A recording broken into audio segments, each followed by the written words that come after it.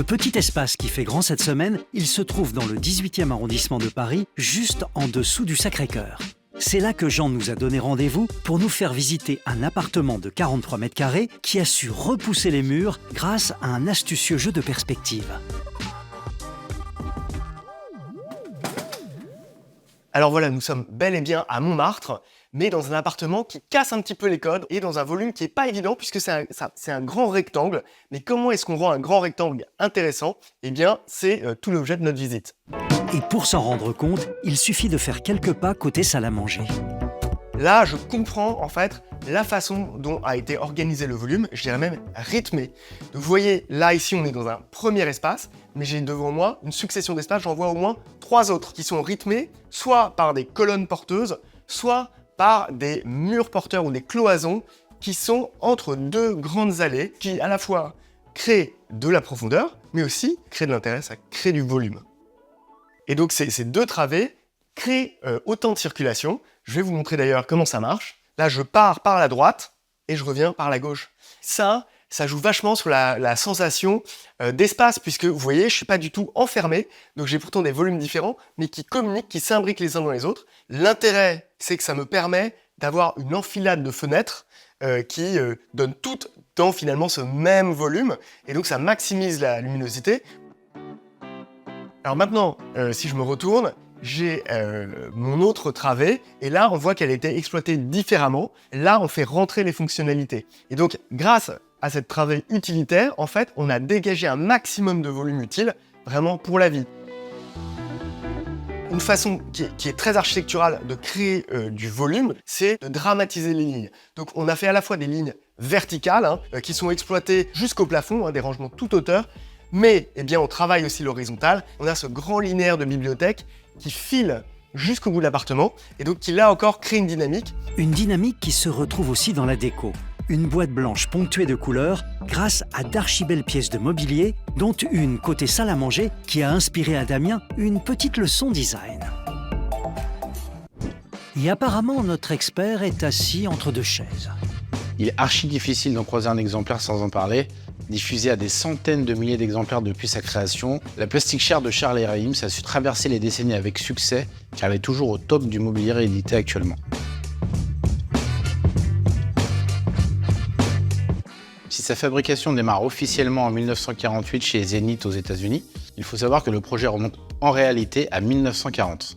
En effet, c'est lors d'un concours organisé par le Musée d'Art moderne à New York que remportent Charles Eames et Ross Saarinen que l'on retrouve les prémices de la Plastic Chair du couple Eames et de la chaise tulipe de Saarinen. On remarque effectivement qu'elles possèdent toutes deux le même dossier et la même assise, la différence se faisant au niveau des piétements. Le piétement des chaises Eames, justement, est une petite révolution à l'époque, notamment grâce à la création des choke mounts, donc petits patins en caoutchouc fixés sous la chaise, qui évitent de percer la coque pour accrocher le piétement, qui vous permettent de changer les pieds en fonction de vos humeurs. Donc vous avez le pied d'OL avec les barreaux en bois, vous avez le pied FL tout métal ou le pied-H classique. Alors si vous souhaitez vous faire plaisir et vous achetez une Plastic Chair, il faut savoir que les prix varient énormément, de 250 à plus de 1000 €. Alors ils seront en fonction de la qualité et de l'état de la chaise, de l'ancienneté et également de la rareté de la couleur, sachant que les couleurs les plus rares seront la magenta et la turquoise. Vous avez aussi la présence ou non du piétement d'origine qui fera monter la cote. Alors si la production en fil de verre a cessé dans les années 80 parce que ça devenait un peu trop toxique et pas du tout éco-friendly, il faut savoir qu'Herman Miller aux US a repris la production en fibre depuis 2014 grâce à des procédés écologiquement responsables et Vitra leur a emboîté le pas depuis quelques années maintenant et propose une gamme de couleurs plutôt intéressante. Pour une version avec un pied FL en fibre, il faudra compter autour de 670 €. Comme quoi en design, il faut parfois partir du bon pied, de chaise. Retour à l'archi-exploration de Jean. Et donc voilà, là je suis maintenant dans le salon.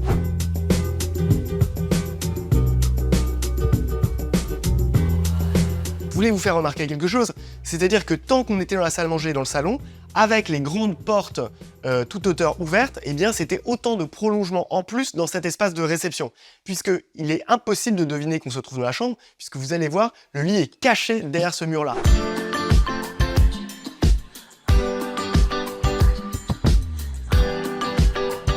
Donc cette chambre, elle est assez simple, hein.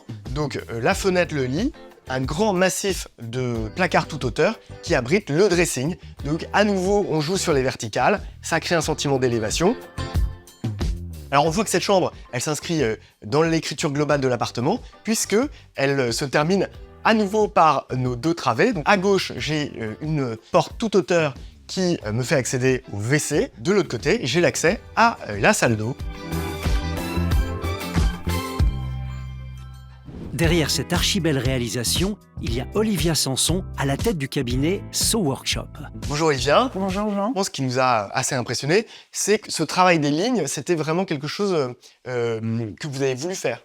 Oui, parce que c'est structurant en fait. Moi, je pars du principe que il vaut mieux pas essayer de gommer ce qui est très présent, il vaut mieux jouer avec. Donc on s'est dit, ok, on va prendre la structure, les poteaux, les pylônes, et on va travailler sur des droites, des lignes verticales, horizontales, et on va les affirmer. D'accord. Et ce qui crée en fait une rythmique pour le design de l'appartement.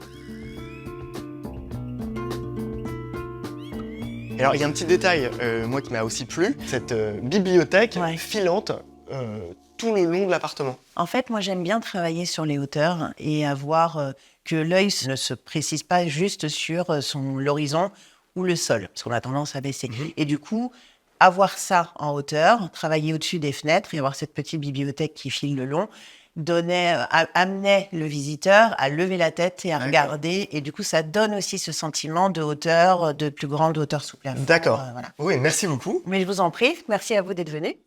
Au final, les idées à copier chez Olivia sont ouvrir les perspectives d'un bout à l'autre de l'appartement pour étirer visuellement les mètres carrés au sol, créer une horizontalité en haut des murs pour faire lever les yeux et ainsi augmenter la sensation de volume.